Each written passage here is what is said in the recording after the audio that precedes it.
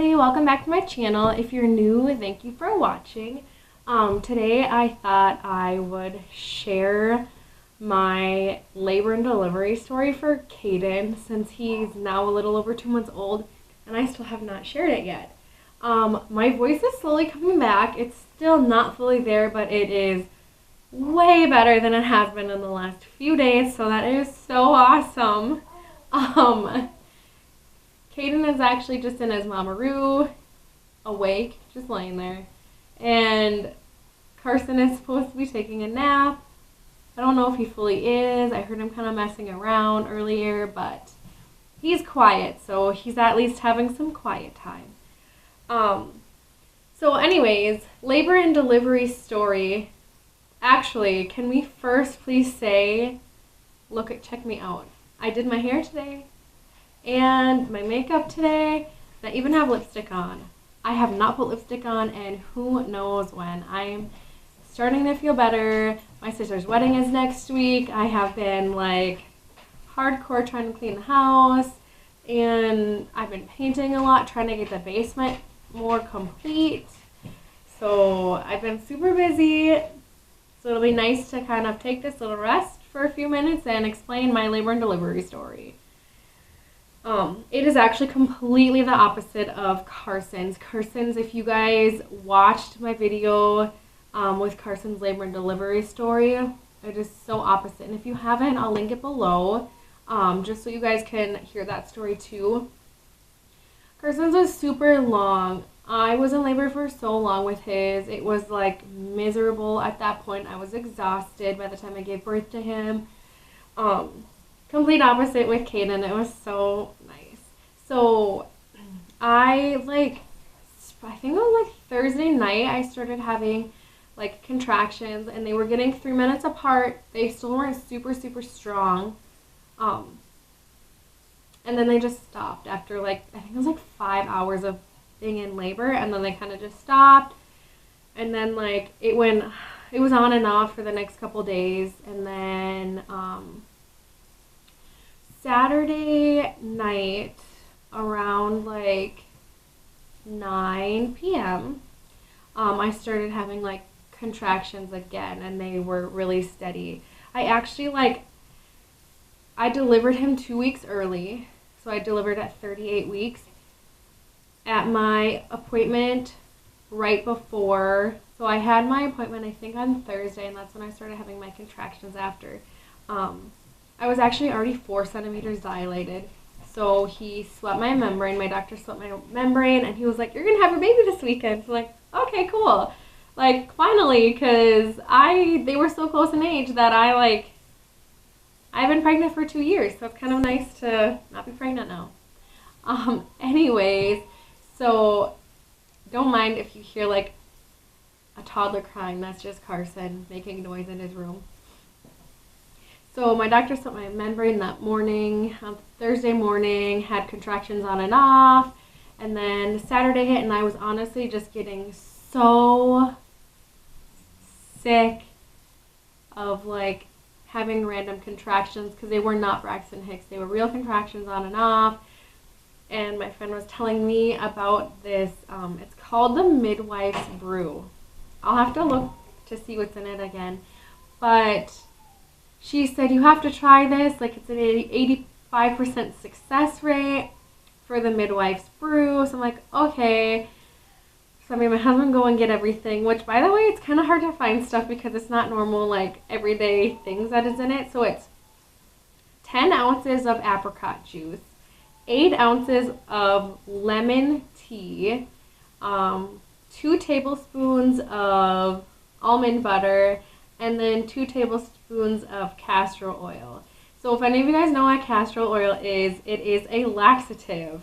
And I think that's the main thing that makes you go into labor is the castor oil. But it can be super painful if you just take the castor oil, because your intestines will it gives you diarrhea. But with the almond butter, something about the almond butter makes it stick to your intestines so you don't get diarrhea. I don't know, whatever. I was at this point willing to try anything, so I tried this brew. It is not the great tasting. If you're gonna take it, Do not smell it. It smells awful. Like, if you smell it, you are not going to want to drink it. I smelled it and I was like, oh God, what am I doing? I drank it anyways, and then about an hour after I took the midwife's brew, I started having contractions again, and they were full-blown contractions. They were not going away. So then around midnight, we went into the hospital. They were 3 to 5 minutes apart, mainly 3 minutes apart. And then every so often there would be a contraction where it was 6 minutes apart. So it's kind of goofy, but my doctor told me to stay there overnight. So I stayed there overnight, and then he came in Sunday morning, and what he did was, I think I was at that time 5 centimeters dilated now. So he came in Sunday morning around like 7 or 8 a.m. and he broke my water, and he said, we're going to put you on Pitocin and get you moving so that you don't have to be in labor as long, which I'm like, praise the Lord. So he broke my water. I got an epidural, and then they put me on Pitocin, and I just booked right along at, oh my gosh, I'm like blanking, 10:41. At 10:41 a.m., I actually had Caden, but it went so smoothly. I was only in labor for 13 and a half hours total compared to my 34 with Carson.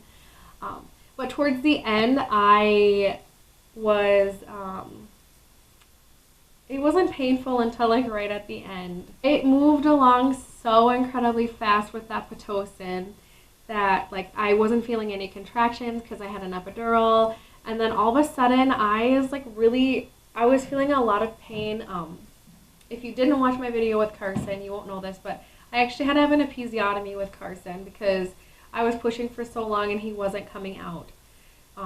And where that scar was, like towards the end of my labor with Caden, I was starting to get like really bad pain where my scar was. So I told my husband, and I was like, maybe I should probably just like call in the nurse. So I called in the nurse, and she checked how dilated I was, and she was like, oh, you are a full 10. She was like, that baby's ready to come right now.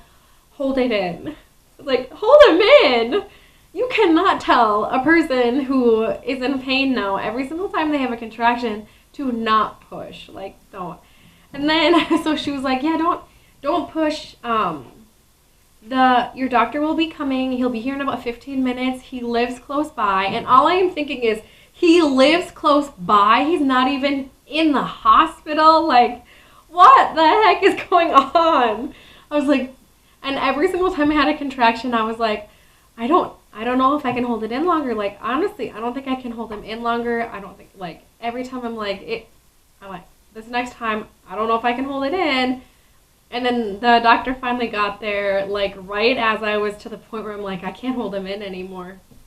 So my doctor got there, and literally, first push, he was almost all the way out. Second push, out. It took like 2 seconds. It was wonderful. The only downside is my episiotomy scar ripped, which, I mean, I knew I was either going to have an episiotomy or I was going to tear. So that completely ripped open, and then I had more tearing. But this doctor actually, this was my main doctor, which was super nice that I actually had him for when I delivered Caden, because with Carson I had a different doctor, and that other doctor did not stitch me up good enough, so I like was still having pain till up to Caden was born from my first episiotomy. So this time, like, my doctor, he stitched me up so well, and I was actually feeling great. I wasn't really in that much pain at all. I got to take a shower immediately. Like, the nurses were like, are you sure? Like, no one has ever taken a shower this early here. Because I was like, nope, I want to be shower. I want to feel clean. Like, I wasn't sweating at all. I barely had a push. I was barely in labor compared to Carson. So this time, like, it was such a breeze. I hope my next pregnancy goes like that, because that labor was awesome. And I think honestly what did it was my Pitocin, because I think if I wasn't on that Pitocin, I probably would have been laboring for a very long time, because from 9 p.m. to 7 a.m. I only progressed 1 centimeter, so I don't know. But thank gosh for Pitocin. That is my labor and delivery story with Caden. It honestly was a breeze. Like, I wish my first one would have went that way. Because after my first one, I was honestly, like, getting closer to Caden's due date, I was starting to get a little bit worried, because all I kept on thinking is, what if I have a terrible time like I did with Carson? But it was a breeze. I got to deliver early at 38 weeks, thank goodness, because at that point I was so over pregnancy. So who knows, maybe with my third I'll deliver at 2.5 weeks early, I don't know. But hopefully not too early, because then that's not good for the baby. But anyway, so that is my labor and delivery story. So if you liked this video, feel free to give it a thumbs up. Please watch my next video and subscribe. So, bye!